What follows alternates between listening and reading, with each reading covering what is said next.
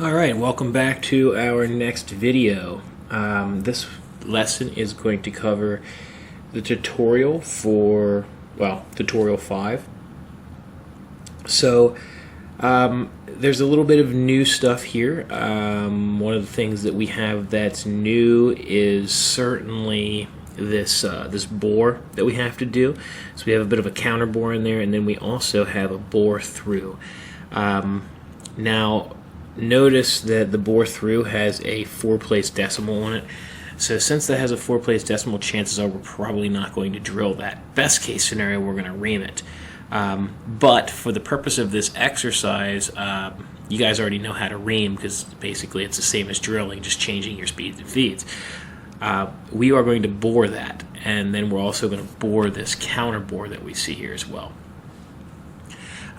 So as I start to draw this part, you'll notice that the dimensions are coming off of the right side, so I can actually draw this traditionally. Rather than drawing it from the back forward, I can draw it from the front back, and that's what I'm going to do here. This here radius is going to pose a bit of a challenge, but we have a way of doing that I'm also going to show you a new command to complete that radius. So let's go ahead and get started.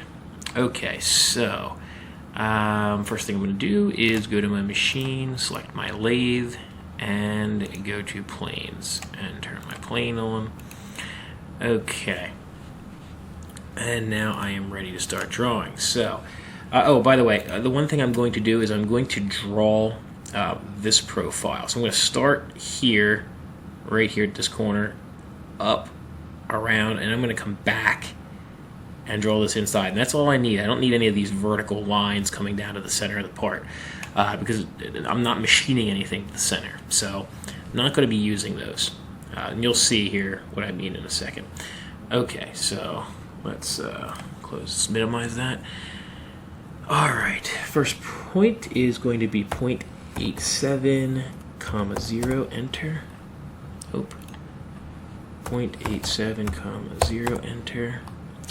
1.16, 0, enter. And then I'm going to go to 1.16, negative 0.4, enter. And then I'm going to go to 1.16, negative 1.0, enter. And I just drew that extra line there because I'm going to utilize that later. It's going to give me that little section. If you notice right here, it's going to give me that little section a while. So that's why I've drawn that in there. Okay, and then the next one we're going to go to is 1.45, negative, looks like 1.325, negative 1.325. Oh, missed my negative. Let's delete that out of there. Let's try that again. Okay, so we've got 1.45, negative 1.325, enter. Okay, that looks a little better. All right, and then lastly, we are at 1.445, negative 1.375, enter. Okay, and now I am going to draw this backside line. I don't need this backside line really, but I'm going to draw it anyway. Just so I can keep going around here. Okay, so for this one I need 0.625, negative 1.375, enter. And this is going to go to 0.625, negative 0.45, and then we're going to go to 0.87,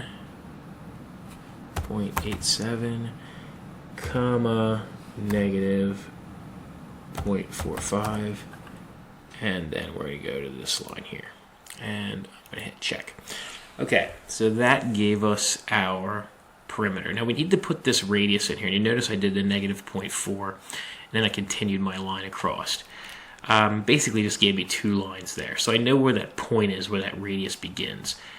What I'm going to do is I'm just going to draw a quick line, extend it there. Because if you look at this drawing, it's showing that basically that this line or this arc is tangent with that diameter. So I'm going to utilize that. I'm going to use that straight line that I just drew as a construction, that horizontal line as a construction line. And the way that I'm going to add this radius in here is I'm going to pick arc tangent, and I'm going to do arc 1 point. So it's going to say select the entity that the arc is tangent to, and that's going to be this line. And then I need to specify the through point, and that is going to be that point right there, the end of that 0.4 length. Okay, now I need to correct my radius. Well, I got to select my arc first, and then I need to correct my radius to 0.29, and there we go. And I have half of my arc. Now, even though I only have half of my arc, I can complete that arc. And this is the new command that I mentioned. So if you have a partial arc and you need to complete it, there is, under wireframe, a command called closed arc. So I can create this full arc by selecting that and hitting end selection, and it will create a full arc for me. And that will be one whole arc. So it makes a circle out of it, and it actually deletes the existing piece that we had there. So now that I have that, I can just delete this, get rid of that, and I can delete this line. And that's it. So now I have my profile. Okay, so I guess I need to add a chamfer yet, which is a 625 chamfer. I'm glad that they keep that consistent so I don't have to change it up. And then that's good, and I need a small radius in the corner down here, and that looks like it's 50 thousandths. So we're going to add that in and hit check. And there is our part. So our part is fully drawn. Okay, now let's take a look at our stock and set our stock up. Alright, so we have our DZ plane, and I'm going to go to properties, and this all looks pretty good, except for the length is 0.37. Excuse me, got the hiccups. 1.375, and I'm going to keep this out of 1.5 inch material. So that looks good. Hit check, and I'm going to add the vice jaws. And I'm not critical about vice jaws. You can add them if you want. They're not a must, but there we go. So we are ready to do some machining now. First thing, obviously, I'm going to do is I'm going to face this part. So I'm going to hit face and select my tool. Of course, as always, I'm using this 80-degree right-handed turning tool. I know everything is correct in my face, and it faces my part. The next thing I'm going to do is I'm going to rough this part out. I'm going to rough the outside of it. So I'm going to select here and here and hit check. Select my tool, and once again, I know that I have the correct roughing parameters thanks to that Operation Defaults video. Okay, so everything here is done pretty good. Now, this here is going to pose a problem. In the past videos, we have done this with we've done it once with a finishing tool, and that was with a large radius. Then the radii got a little bit smaller, and we had to use a centered 35-degree diamond. We can try it and see if it's going to work with that, but I have a feeling it's not. I have a feeling we're going to have to resort to another type of tool. Okay, so let's try that and see what we can do here. Let's go to finish. And I'm just going to pick a single. Hit check. And let's pick this one here, and I'm just going to edit this one. And we're going to make this holder. Okay. And I'm going to hit check. Okay. So we got this 35-degree diamond that I made a straight. And let's make this number of passes. I don't know, make it 3. We can always come back and change it. Lead in, lead out, that is going to need to change. Our lead in is going to want to be, we're going to make this one straight. And we're going to extend this contour a bit. 5. And actually, you know what? We're going to extend it a little bit less than that. We're going to do 0.025 and 0.025. And I'm going to make this one lead straight out as well. And hit check. And we're going to turn our plunge parameters on for both. And hit check. Okay, so it looks like that worked pretty well. One thing I didn't change was this.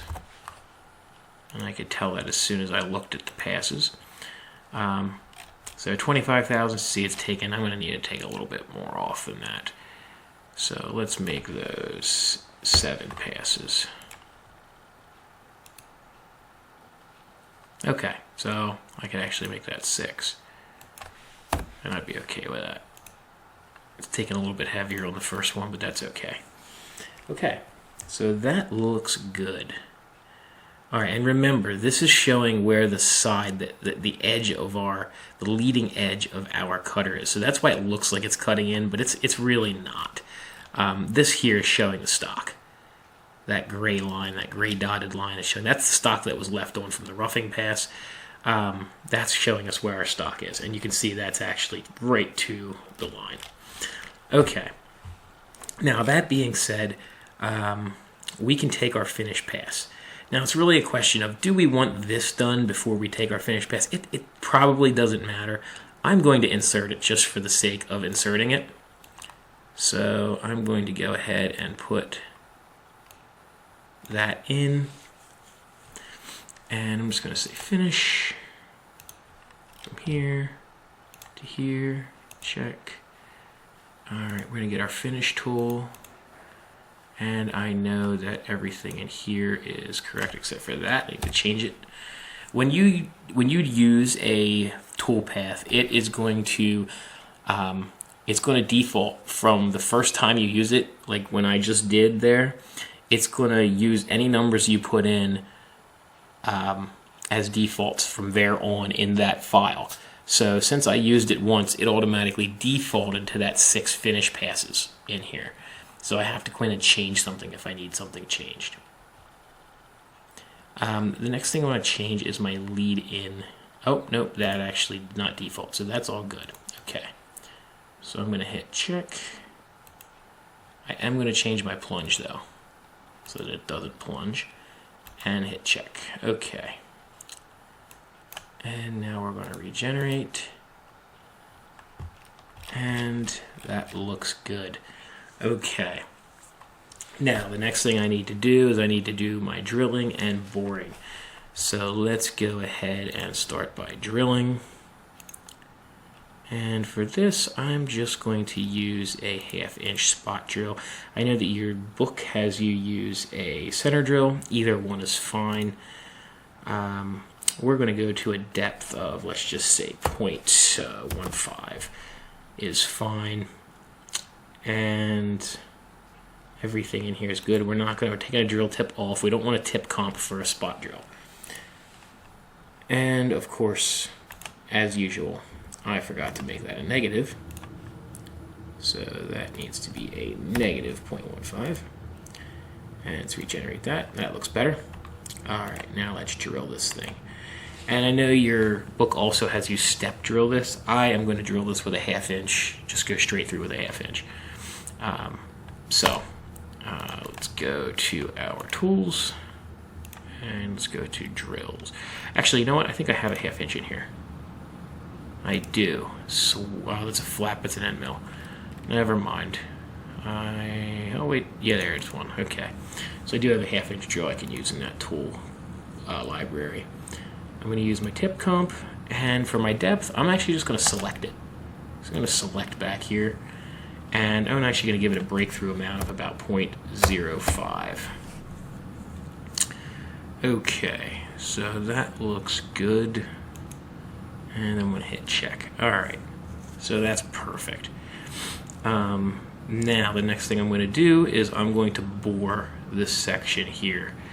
So to do this boring, all I'm going to do is select a rough again, and this is just like turning the outside, only now I'm going to select the inside and hit check. Okay, tools and library, and note that I have boring bars in here. Now, it's important that I get the right diameter. Obviously, that is extremely important when you're boring. I have a 1/2 inch hole, so I cannot bore with a 1/2 inch boring bar. My best I can probably do is bore with a 3/8. So I'm going to be looking for a 3/8 boring bar, and right there is my 3/8. So I'm going to select that one. And this may be too big, but I'm going to give this a shot. Alright, so I'm going to bore that, and I'm going to go into my roughing. And it looks like my depth of cut is 50 thousandths. I'm going to change that to 0.03 because I'm boring. So I want to take a little bit lighter of a cut. All of this stuff is just fine still. The one thing I am going to check is my lead in and lead out. My straight is fine, but when I lead out, I want to come down -45. And it already knows that, as you can see. Now my contour, do I want to extend that? Certainly not this much.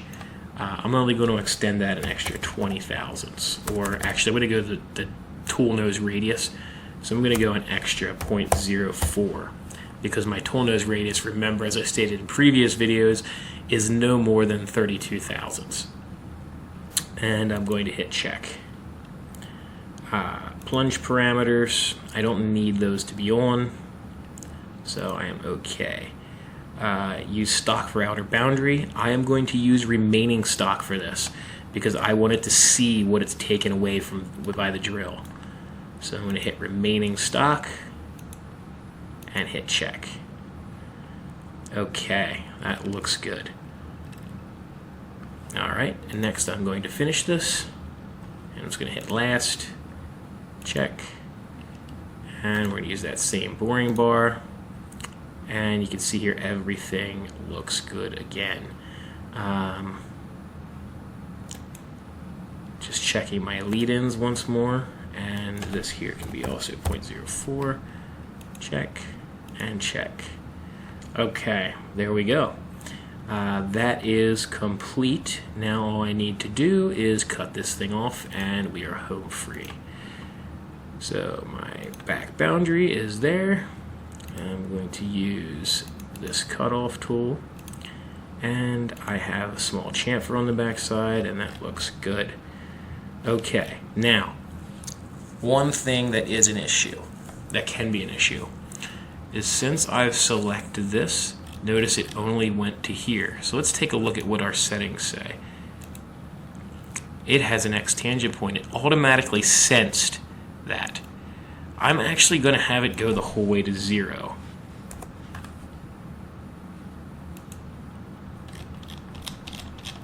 Because I want it to essentially face everything away when it goes through there. So that's it. And that'll be gone now. So I don't have to go the whole way to 0. But when I go back and I cut another one of these, I don't want to have to face a bunch of stuff off. It's already gone. Now all I have to do is face this, and I can create my new part.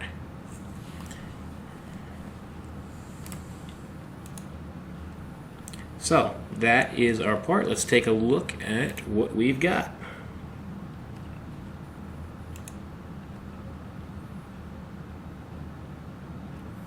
Now, I was worried about that cutter being able to cut this, and I think we actually did it.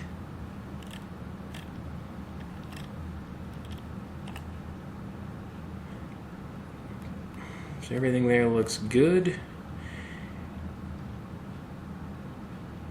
Yes, I like it. I'm going to zoom in on this line here and just make sure that we cut the whole thing. And it appears that we did. It looks like that cutter has enough clearance on it to get that. So we are in good shape. Now, had it not had enough clearance, what we would have done is we would have chosen a different tool. So if I go in and I pick my finish here, and you can see I'm using this tool, I could have selected this button tool. Oh, that's a hexagon. Where's my button? There's the button. So I can select this button tool. And this button tool, essentially it has a round insert. So I have a ton of clearance. I can basically get a straight wall down all the way. I can get clearance on both sides and in the front. So I can do a lot with this button tool. One of the things you got to be careful of is the diameter that you have here. So since this is a 3/8 button tool, it's a 3/8 diameter, the radius here would be okay because it's a 290 radius. But if it's too small, what you have to do is change the diameter of your button tool and make it a little bit smaller. But since this tool works fine for us, we're going to keep it. And that is that. That is a finished part. And I don't see any issues there. One of the things that we could potentially look at is we might have a sharp edge here.